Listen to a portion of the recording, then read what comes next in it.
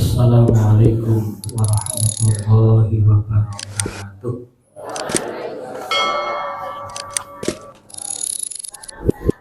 Salamnya benten nggih. Nah, itu masih 15 tahun. Saya kan sudah hampir 60 tahun, jadi salamnya tidak bisa kencang. Tidak hanya salamnya, yang lainnya juga sudah tidak bisa kencang. Alhamdulillahirabbil alamin. Alhamdulillahilladzi hadana li hadza wa ma kunna linahtadiya laula an hadanallah. Asyhadu an la ilaha illallah wahdahu la syarikalah wa asyhadu anna Muhammadan abduhu wa rasuluhu la nabiyya ba'dah. Allahumma sholli wa sallim wa barik ala sayyidina Muhammad wa ala alihi wa ashabihi wa man tabi'ahum bi ihsanin ila yaumil qiyamah. Qala Allah ta'ala fi kitabihil karim, a'udzu billahi minasy syaithanir rajim. Ya ayyuhalladzina amanu taqullaha haqqa tuqatih wa la tamutunna illa wa antum muslimun. Wa qala aidan fi kitabihil aziz, a'udzu billahi minasy syaithanir rajim. Wa idz ta'adzana rabbukum la in syakartum la azidannakum wa la in kafartum inna adzabi lasyadid. Al-ayah Shadaqallahul Adzim. Amma ba'd. Mohon izin saya ngatur campuran ya bahasanya ya. Yang pertama, marilah kita bersyukur pada Allah Subhanahu wa taala atas nikmat yang telah diberikan kepada kita sampai malam hari ini, yaitu nikmat sehat jasmani dan sehat rohani. Alhamdulillah. Dengan sehat jasmani dan rohani, tapi kalau tidak mengucapkan alhamdulillah, dengan belum termasuk hamba yang bersyukur. Maka dari itu, kalau diberi nikmat sehat jasmani dan rohani, perbanyaklah mengucapkan alhamdulillah. Kalau kepingin lengkap ya sampai Robbil alamin. Kepingin lengkap Ar-Rahman Ar-Rahim Maliki Yaumiddin. Alhamdulillah minimal. Dan insya Allah dengan mengucapkan alhamdulillah, kemudian nikmat yang kita terima itu akan bisa langgeng. Jadi tidak hanya sebentar. Shalawat dan salam semoga tetap tercurahkan kepada junjungan kita Nabi Agung Muhammad Sallallahu Alaihi Wasallam, Nabi yang kita ikuti seluruh kegiatannya. Insya Allah kita akan selamat dunia dan akhirat. Amin ya rabbal alamin. Yang saya hormati Ketua Takmir Masjid Muhtadim, tidak pakai al gitu ternyata nih, Muhtadim jeblok, dari dulu sampai sekarang masih jeblok nih ya, belum berubah. Sejak saya indil-indil sampai ontol-ontol. Iya, saya dulu indil-indil itu sering di sini. Wong saya mendapatkan jodoh itu di sini. Di situ di tempatnya Pak Untoro, temennya Mas siapa itu. Ya, sampai ontol-ontol masih tetap jeblok. Ya, itulah yang bersejarah. Semoga dengan mengikuti apa yang diajarkan oleh Rasulullah Muhammad SAW, kita itu nanti akan bisa membuahkan hasil, terutama dalam hal ibadah yang ibadah mata. Bapak Ibu yang berbahagia rahimakumullah, jamaah salat maghrib Masjid Muhtadin Jeblok yang berbahagia. Saya melihat temanya itu wedi, kajian malam Jumat. Saya jadi teringat saben malam Jumat ahli kubur. Wah, ternyata ya ada seling nyanyi. Tapi nggak apa-apa, daripada tidak gitu, lumayan setiap malam Jumat ada kajian. Syukur kemudian kalau tidak ada kajian pada mengkaji sendiri. Apa yang dikaji? Al-Quran. Jadi yang dikaji bukan piring gitu, habis maghrib kondom yang dikaji piring. Ya kalau malam Jumat diusahakan walaupun hanya 5 menit, 10 menit menyempatkan untuk membaca Al-Quran.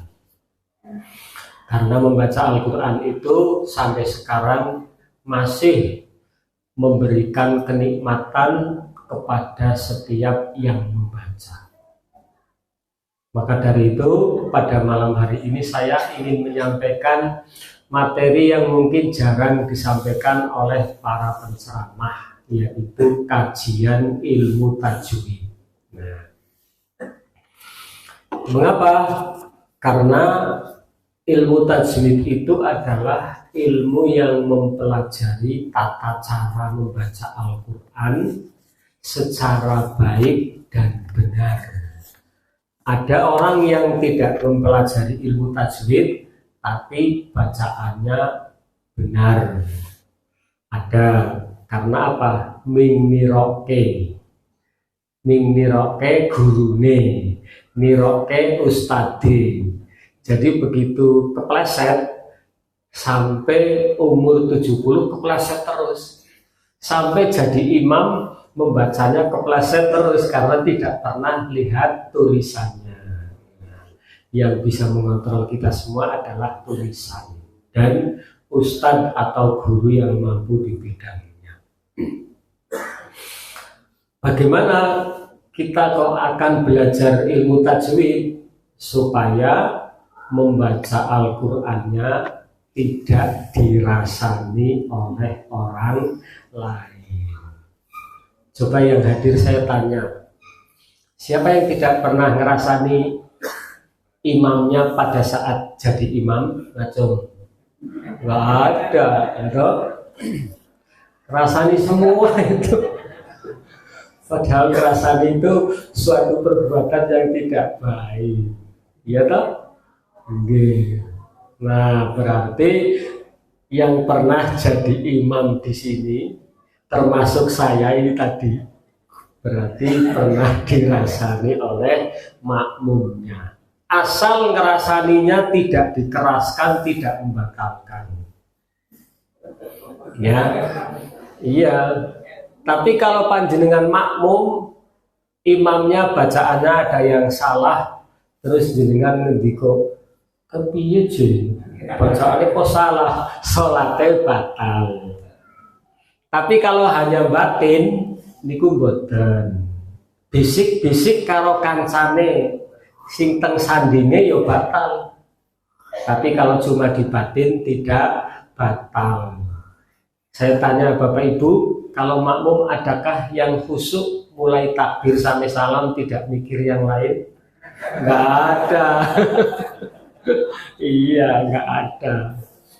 Maka dari itu kalau makmum itu, kata Ustadz yang sering memberikan pelatihan sholat khusyuk, kalau makmum itu hanya sampai 60% tingkat kekhusyukannya. Karena ada yang ngerasani imame, ada yang ngelok ke ngarepe, ada yang kelingan kuncinya hilang dan lain sebagainya. Maka derajatnya hanya sampai 60%. Kata Ustadz atau yang sering memberikan pelatihan sholat khusyuk. Tapi kalau jadi imam itu bisa menjadi 90 bahkan 99% khusyuk.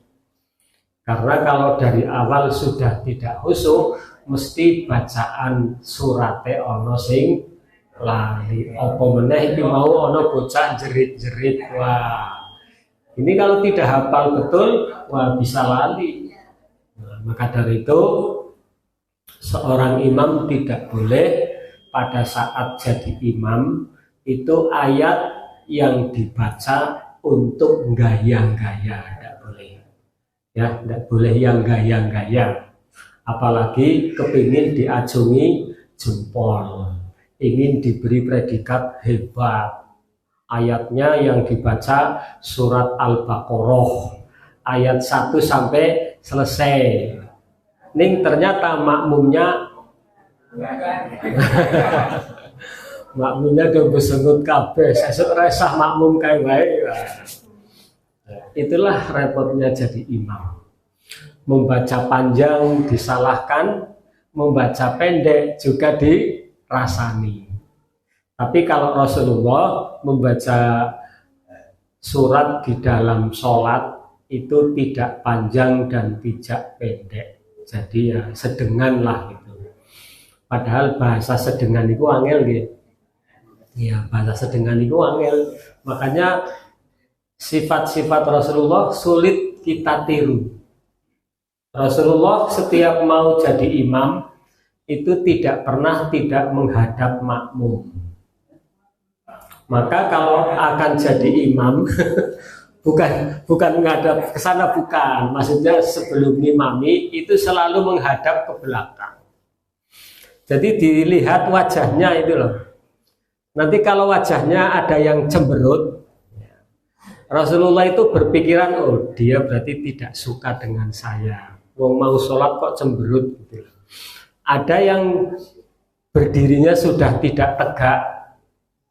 Ada yang kalau berdiri tidak bisa tenang karena mungkin geringgingen atau asam uratan dan lain sebagainya, maka langsung Rasulullah mengambil sikap, yaitu bacaannya yang pendek-pendek. Tapi begitu berbalik belakang ternyata yang makmum itu orang muda semua, hebat semua. Maka Rasulullah langsung mengambil sikap suratnya yang panjang-panjang. Begitu para makmum jadi orang sekarpe dhewe nggih. Ya supaya tidak banyak dirasani makmum. Ya, jadi kalau banyak dirasani makmum kan jadi ketemu di jalan ora takon. Ya. Pedoan melengos. Nah, itu akibatnya seperti itu. Sebelum saya menyampaikan ilmu tajwid, pertama saya ingin menyampaikan keutamaan membaca Al-Quran. Okay. Bapak Ibu yang pernah tindak ke Masjid Nabawi atau Mekah Al-Mukarramah dan Madinah Al-Munawwarah, okay. Saya pada saat umroh itu nyari buku-buku bacaan itu tidak ketemu. Yang ada hanyalah Al-Quran. Mengapa? Karena Al-Quran itu tidak dibaca. Kalau dibaca tidak memprovokasi yang membaca. Gimana? Tapi kalau bacaan umum, kitab buku-buku, begitu yang dibaca tidak cocok dengan yang membaca terus nesu-nesu karo buku yang dibaca. Kan lucu toh itu. Makanya yang saya tahu di Mekah dan Madinah itu saya tidak menjumpai buku-buku bacaan biasa kecuali Al-Quran. Kalau Al-Quran dibaca pasti bernilai ibadah. Yang pertama dari Abu Amamahro, aku mendengar Rasulullah SAW bersabda, bacalah Al-Quran karena sesungguhnya ia akan menjadi syafaat bagi para pembacanya di hari kiamat. Jadi orang yang senang membaca Al-Quran itu nanti pada saat panjenengan, ya katakanlah tidak ada orang lain yang bisa membantu, itu Al-Quran akan membantu panjenengan dalam hal kesulitan. Misalnya kalau kata Gus Baha, di dalam kubur itu kan gelap toh. Bapak Ibu, di kuburan gelap atau padang? Sudah ada yang pernah masuk belum ya? Ya, kita jawab saja bisa padang, bisa gelap. Kalau yang bilang gelap karena belum pernah masuk. Tapi kalau yang sudah pernah masuk dan tidak kembali lagi, berarti di sana padang. Apa yang madangi? Amal soleh. Di antaranya adalah membaca Al-Quran. Jadi Gus Baha mengatakan, manakala di alam kubur panjenengan mendapatkan siksa dari malaikat penanya dalam kubur, namanya siapa? Malaikat Munkar dan Nakir ya. Itu. Misalnya pertanyaannya, Marrobuka, siapa Tuhanmu? Jawabnya apa? Jawabnya apa? Ya, tak bocori guys. Besok kalau ada dalam kubur dijawab Allahu Rabbi, Allah pangeranku. Coba saya tanya, Marrobuka? Kaget buatan? Kalau muslihun kaget. Besok kalau malaikat itu wah bisa pecah sirai remuk. Nah gitu nggih. Pada saat seperti itu panjenengan tidak ada yang bisa membantu kecuali apa? Amal soleh. Salah satunya adalah membaca Al-Quran menjadi syafaat, menjadi penolong. Jadi kalau malaikatnya linakoni kayak tadi, lesu, lalu Al-Quran datang. Qul huwallahu ahad, Allahu samad, lam yalid wa lam yulad, wa lam yakul lahu kufuwan ahad. Malaikat sinten tadi? Munkar dan Nakir melayu, oh Gusti Allah datang. Itu bunyinya siapa yang membunyikan? Allah Subhanahu wa ta'ala. Wong malaikat Munkar Nakir ya sing gawe Gusti Allah masa ora wedi.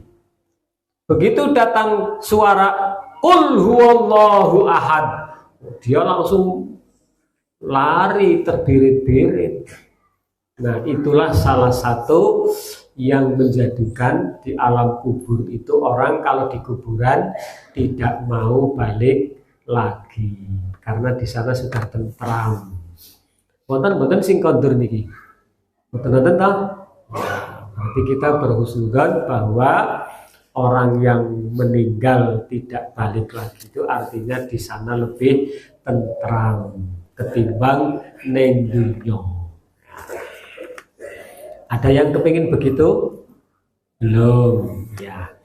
Jadi akan menjadi syafaat di yaumul kiamah atau di hari kiamat. Kedua, orang yang mempelajari dan mengajarkan Al-Quran merupakan sebaik-baik manusia. Sebaik-baik manusia. Karena dari sekian bacaan yang para ulama sepakat dan juga para mufassirin sepakat, yang bernilai ibadah baru hanyalah Al-Quran. Belajar bahasa Inggris, belajar matematika, belajar dan lain sebagainya itu belum bernilai ibadah manakala tidak bisa memberikan kebaikan pada orang lain. Misalnya kalau di sini ada guru matematika ya, ngajari muridnya terus pinter hitung-hitungan. Kalau nanti pinter hitung-hitungan, harusnya kan kemudian bisa ngitung segalanya, tidak hanya ngitung duit nggih, tapi ngitung amal ibadah. Tapi ahli ngitung-ngitung, ternyata setelah jadi pejabat, jadi koruptor. Siapa yang berdosa? Yang berdosa siapa? Nah, itu. Maka dari itu, kalau membaca Al-Quran itu walaupun mohon maaf belum diamalkan kepada siapa-siapa, itu sudah bernilai ibadah. Alif lam mim itu bukan satu huruf, tapi 3 huruf. Alif lam mim. Panjenengan membaca alif lam mim oleh para mufassirin, dalam hadis disebutkan para ulama minimal akan mendapatkan 10 kebaikan. Baru alif itu saja sudah 10 kebaikan. Ditambah lam berarti 20. Mim 30. Kan belum ada selain Al-Quran yang para ulama, para mufassirin, para apa saja menilai ibadah, menyebutkan mendapatkan kebaikan 10. Adakah yang berkata seperti itu? Tidak ada. Karena apa? Itu bukan wahyu Allah. Tapi kalau alif lam mim itu kan datangnya dari siapa? Allah Subhanahu wa ta'ala. Dari yang memberi sesuatu kepada kita semua. Yang memberikan kekayaan, memberikan kebahagiaan, memberikan kesehatan, memberikan macam-macam. Nah itu. Maka dari itu berusahalah kalau ada waktu luang membaca Al-Quran walau hanya 5 menit. 5 menit ketoke kesuwen 4 menit. 4 menit kesuwen 3 menit. 3 menit kesuwen 2 menit. 2 menit kesuwen 1 menit. 1 menit kesuwen kebangetan. Tidak ada yang memerintahkan membaca harus banyak. Maka dari itu panjenengan jangan membuat dalil sendiri bahwa membaca Al-Quran itu yang bagus 1 jam. Nggak ada dalilnya. Setengah jam, nggak ada dalilnya. 1 menit juga nggak ada dalilnya. Itu disesuaikan dengan kemampuan kita bersama. Dan Allah memerintahkan membaca Al-Qur'annya itu yang mudah-mudah. Faqra'u ma tayassara minal Qur'an. Faqra'u, dan bacalah kamu semua apa yang ada dalam Al-Qur'an yang mudah-mudah. Kalau jenengan membaca surat Al-Baqarah sulit, ya baca surat Al-Ikhlas. Semua bisa tahu baca surat Al-Ikhlas? Saged nggih? Apalagi cuma Al-Ikhlas, Al-Ikhlas, Al-Ikhlas, semua hafal gitu. Nah, apalagi surat Al-Ikhlas itu adalah surat yang disukai oleh Rasulullah Muhammad Sallallahu Alaihi Wasallam. Sebab ayat ini adalah ayat yang mengakui keberadaannya Allah. Manusia pun begitu, kalau punya keahlian, punya prestasi, diacungi jempol, apalagi sering disebut, juga seneng. Si kae iki adane ape. Nek ngimami yo pengerten. Terus kalau ada kerja bakti tidak pernah telat. Sering juga membawa konsumsi. Niku seneng karena dia berbuat baik, ternyata ada orang lain yang mau mengakui keberadaannya. Maka dari itu Bapak Ibu yang suka ngimami, kalau memang tidak hafal yang lain, surat pertama Qul huwallah, surat kedua Qul huwallah. Enggak apa-apa. Nanti kan makmumnya pada ngerasani, engko mesti rakaat kedua Qul huwallah. Coba wae, bahwa tenan toh. Tapi kalau dengan sholat ngomong begitu ya batal gitu. Tapi kalau dalam hati cuma mengurangi khusyukan. Oke. Kemudian yang dalam hadisnya dari Utsman bin Affan radhiyallahu an bersabda, sebaik-baik kalian adalah yang mempelajari Al-Quran dan mengajarkannya. Ini adalah dari Utsman bin Affan. Siapa itu? Sahabat Rasulullah. Kalau hadisnya dari hadis riwayat Tirmidzi. Ini sering dihafal kalau di TPA nih. Iya toh? Bunyinya khairukum man ta'allamal Qur'an wa 'allamahu. Ini berarti guru TPA ini. Ya, hafal. Ketiga, untuk orang-orang yang mahir membaca Al-Quran, maka kelak ia akan bersama malaikatnya. Malaikat siapa? Malaikat Kiromim Baroroh, yaitu malaikat yang mulia-mulia. Jadi kalau membacanya bagus, besok itu di sana akan didobreng-dobreng sama malaikat. Jadi seperti penganten itu yang dobreng-dobreng sinten? Anak kecil itu di depan itu namanya apa?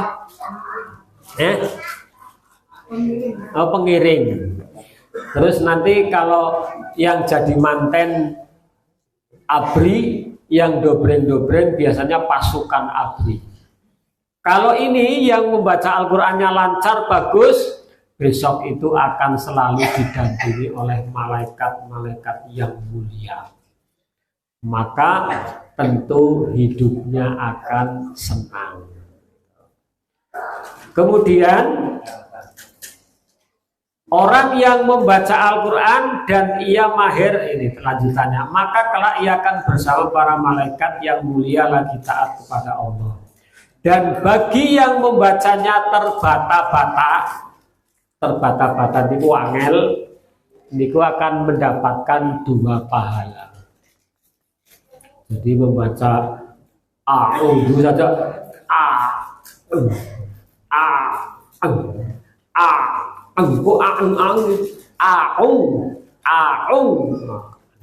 dua pahalanya. Kan luar biasa toh? Nggak ada membaca terus 2 pahala, nggak ada. Tapi membaca Al-Quran yang terbata-bata justru mendapatkan 2 pahala atau 2 kebaikan. Yang keempat, yang kelima saja, yang keempat sama. Al-Quran dapat meningkatkan derajat kita di mata Allah, sebagaimana firman Allah, a'udzu billahi minasyaitonir rajim. Yarfa'illahu alladhina amanu minkum walladzina utul ilma darajat.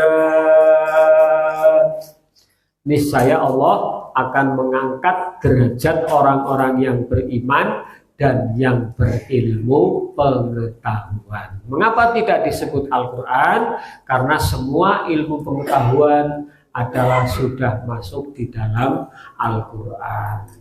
Ilmu matematika di Al-Quran ada. Ilmu apa saja ada dalam Al-Quran. Hanya saja nuwun sewu, kalau orang Indonesia lebih banyak membacanya daripada mengkaji isinya. Lah, orang luar negeri termasuk Rusia, Jepang, Amerika itu jarang yang membaca Al-Quran tulisannya, tapi mengkaji terjemahannya. Bisa gawe bom, bisa buat nuklir, bisa buat apa lagi? Wah, macam-macam. Itu semua mengkaji dari Al-Quran. Kalau kita mengkajinya hanya tulisannya, karena memang tidak punya kemampuan untuk merealisasikan apa yang dikaji. Jadi semuanya ada dalam Al-Quran. Ini hadisnya diriwayatkan oleh Muslim. Sesungguhnya Allah Subhanahu wa Ta'ala akan mengangkat derajat suatu kaum dengan kitab ini atau Al-Quran. Dengannya pula Allah akan merendahkan kaum yang lain. Jadi orang yang membaca Al-Quran itu orang lain, mohon maaf kalau ada non muslim gitu, itu sudah tidak berani tidak berani menyalahkan, apalagi menjelek-jelekan. Apa itu baca Al-Quran? Tidak ada. Tapi justru terkadang kalimat-kalimat seperti itu muncul dari saudara dan teman kita sendiri yang mengkaji Al-Qur'annya kurang mendalam. Jadi dalam baca Quran yang masjid gitu ya, rada suwe mesti diloke. Wah, sok alim. Sok nganggo sok-sok niku. Nah, niku sinten sih ngoten?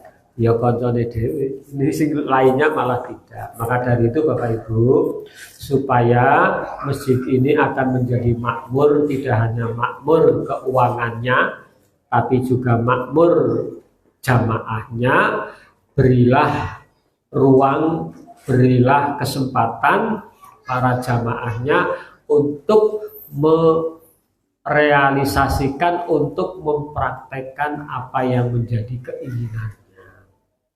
Jadi kalau ada orang baca Al-Quran, ya biasanya pintunya ditutup, ya jangan ditutup.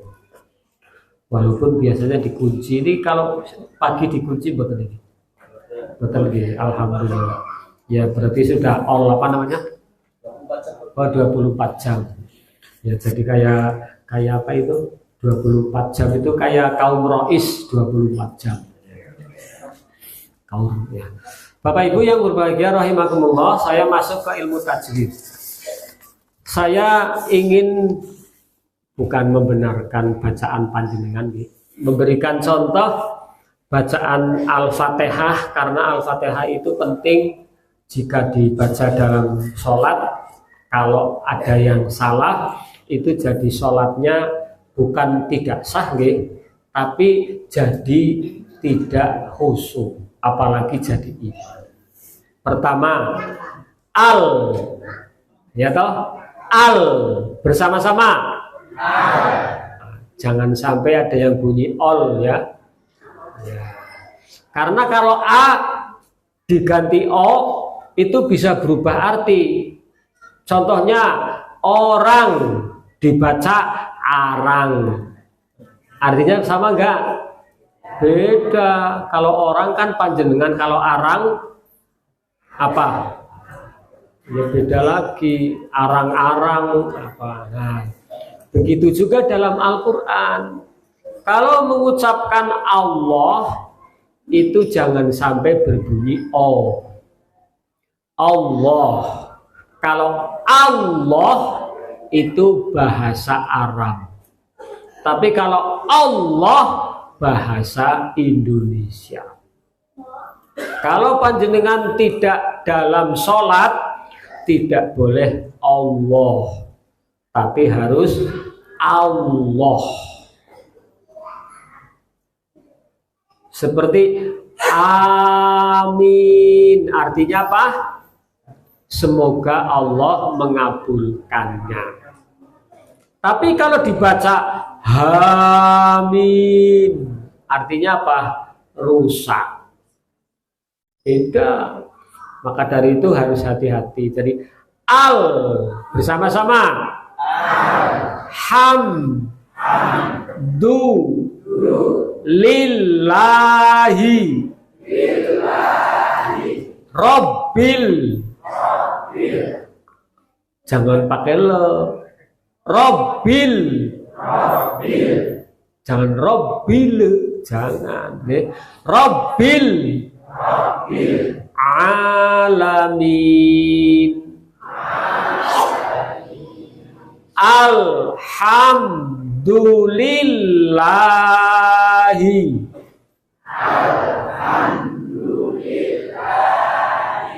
Rabbil alamin. Ada yang pakai le, saya dengar dari sini. Rabbil alamin. Ya. Alhamdulillahi Rabbil alamin. Ya. Alhamdulillahi Rabbil alamin. Kalau bersama-sama sudah bagus. Saya cek satu orang nih. Siapa yang berani sini? Ya, kalau bersama-sama bagus. Tapi begitu dicek satu persatu jadi ketok. Ketok apa? Liape. Itu ya. Jadi kalau A itu kan dalam latihannya kan begini. A, I, U, A. Itu kan? Bersama-sama. A, I, U, A. Mangap, jangan mingkem. Kalau mingkem tidak jadi A. Terus ba, bi, bu, bab. Kolkolah, karena huruf ba itu huruf kolkolah. Maka yang terakhir mati harus dipantulkan. Babi, bu, bab. Bersama-sama. Ya, titu, tats. Nah, ada desisnya sedikit kalau mati. Ya. Sasi, subas. Sa harus hati-hati karena kalau sa bergeser ke sin jadi berubah arti. Allahumma inni a'udzubika minal hubusi pakai sin, wal khoba isi pakai sa. Kalau hubusi pakai sin artinya setan lanang. Kalau pakai sa setan wedok. Maka dari itu kalau mandi kan telanjang toh. Siapa yang mandinya tidak telanjang? Enggak ada. Makanya kalau masuk ke kamar mandi berdoa biar setan lanang atau setan wadon tidak ikut mandi. Nah kalau bapak-bapak ono setan wedok ya di setane malah digoleki. Jangan-jangan setannya ayu, payah. Ya, jadi itu. Maka khusus sa jangan sampai bergeser ke sin. Itu bisa berubah arti. Setelah sa apa? Jim. Jaji jubaj. Nah, ganti. Jaji jujaj. Kalau jim itu misalnya pakai pengilo tidak mengeluarkan abab. Abab ngerti nggih? Abab niku lho, abab sing kalau dicermin jadi blur. Itu namanya abab. Kalau jim tidak, tapi nyerot nafas. Jim. A'udzubillahi minasyaitonirrajim. Jadi bukan a'udzubillahi minasyaitonirrajim. Bukan jim tapi jim. Jaji jujaj. Ya. Nah, Isa kurang berapa menit? Kurang 3 menit. Oh ya habis rampung. Enggak dari tadi ngomongnya baru sampai jim. Ya, jadi intinya seperti itu. Kita lanjutkan. Ar-Rahmanir Rahim. Ya. Ar-Rahmanir Rahim. Maliki Yaumiddin. Maliki Yaumiddin. Iyyaka na'budu wa iyyaka nasta'in. Iyyaka na'budu wa iyyaka nasta'in. Ihdinas siratal mustaqim. Ihdinas siratal mustaqim. Siratal ladzina an'amta 'alaihim. Siratal ladzina an'amta 'alaihim. Ghairil maghdubi 'alaihim waladdallin.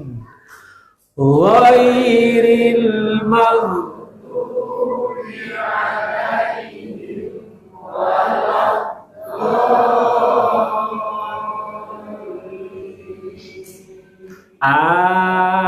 Amin. Ya, jadi panjenengan kalau ada orang lain membaca waladdallin, panjenengan amin. Karena surat Al-Fatihah itu adalah surat yang termasuk kategori doa.